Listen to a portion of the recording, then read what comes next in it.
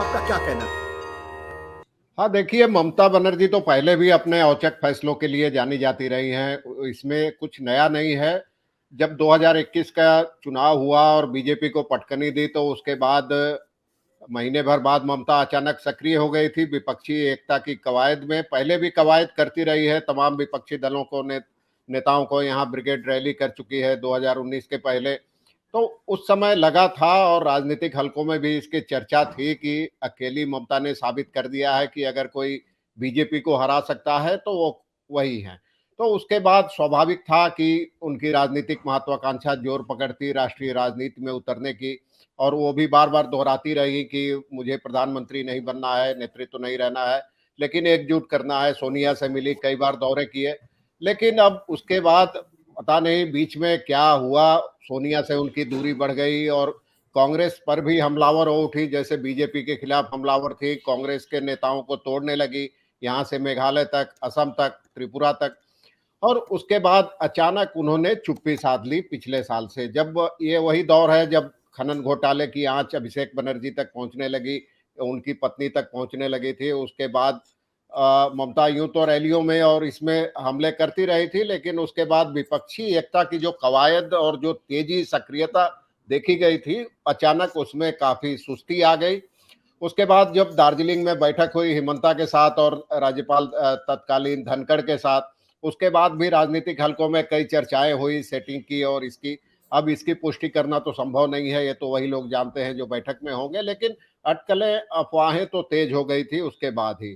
महीनों पद खाली रहा, फिर आनंद बोस आए जो उन्होंने ममता की काफी सराहना की तमाम जगह पे। अब हालांकि पिछले एक दो बार उन्होंने कुछ कड़े बयान जारी किए हैं, लेकिन अब उनको भी तो संतुलन बना के चलना है, चूंकि बीजेपी को भी साधना है, राज्यपालों का काम ही है संतुलन बनाना।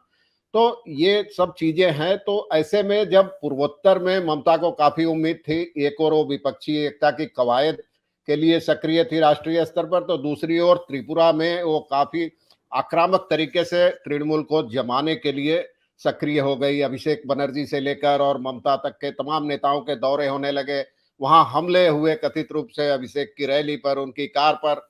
और लगा था कि ममता 2023 के चुनाव में वहां एक ताकत के तौर पर उभरेंगी, लेकिन वैसा नहीं होना था, हुआ नहीं और बहुत कम सीटों पे लड़ी, खाता तक नहीं खुला, 1% भी वोट नहीं मिला वहां। फिर मेघालय में उन्होंने कांग्रेस विधायकों को तोड़ा, बावजूद इसके वहां पूरी ताकत लगाई, लेकिन 5 सीटों से ही संतोष करना पड़ा। लेकिन सबसे बड़ा झटका लगा उनको सागर दिघी में, मुर्शिदाबाद के जो अल्पसंख्यक बहुल इलाका है और एक तरह से तृणमूल कांग्रेस का गढ़ हो गया था 2011 में।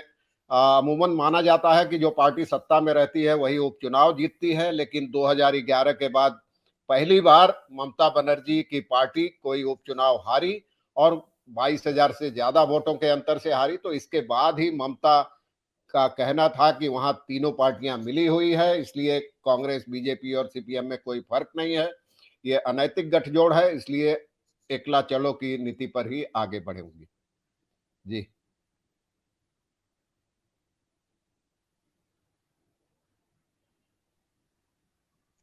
आशुतोष शायद कुछ सिग्नल उनका नहीं मिल रहा है, तो मैं आशुतोष की जगह थोड़ी देर के लिए ले लेता हूं और मोनिदीपा जी से मैं बात करता हूं। मोनिदीपा जी, आपको क्या लगता है कि ये हताशा में, निराशा में दिया गया बयान है, या वाकई में ममता अलग लड़ने की सोच रही है, या ममता अभी भी तीसरे मोर्चे के माइंडसेट में फंसी हुई है और उस माइंडसेट से बाहर नहीं निकल पा रही है?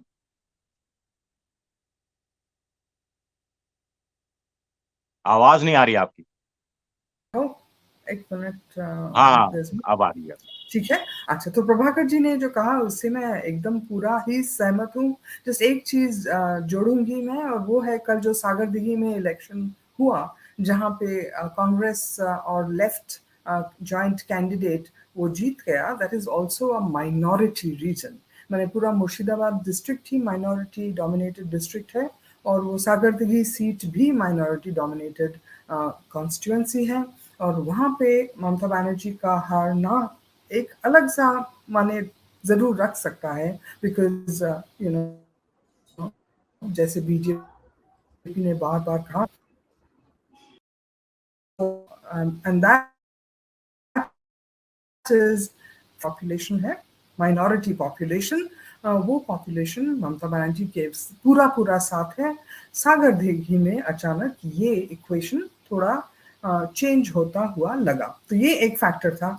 दूसरा, ममता बनर्जी जैसे भाई साहब ने कहा कि ममता बनर्जी के बहुत सारे फैक्टर साथ साथ काम कर रहे हैं। 2021 के इलेक्शंस के बाद वो ज़रूर एक उनका जो मूड बना था, वो दिल्ली गई थी जून या जुलाई के महीने में 2021 में इलेक्शन जीतने के बाद, बीजेपी को हरा के इलेक्शन जीतने के बाद पश्चिम बंगाल में, तब जो मूड था वो बहुत जल्दी ही खत्म होता दिखा।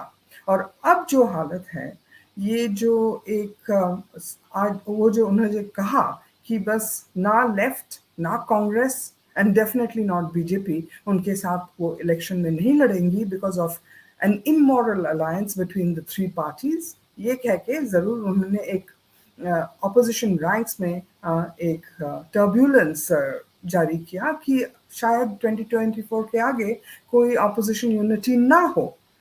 जो दूसरा फैक्टर प्रश्न जो उठता है कि ये क्यों कर रही हैं, हताशा से या there is the agency factor, ये एक बड़ा प्रभावशाली फैक्टर है।